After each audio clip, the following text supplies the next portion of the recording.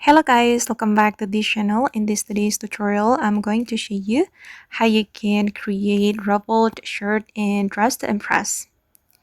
Okay, first of all guys, you can go to this shirt area and choose this one, and then we're going to change the toggle to classic, and I'm going to go to the pattern and I'm going to apply wait, let me scroll down. Okay, this pattern.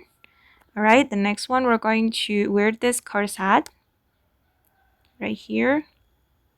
Okay, and apply the same pattern except the ribbon.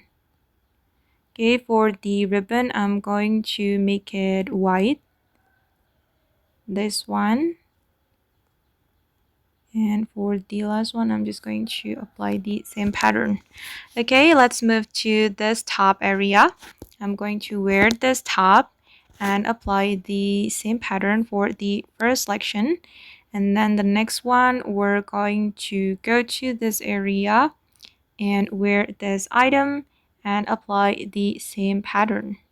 Okay, and this is the final result.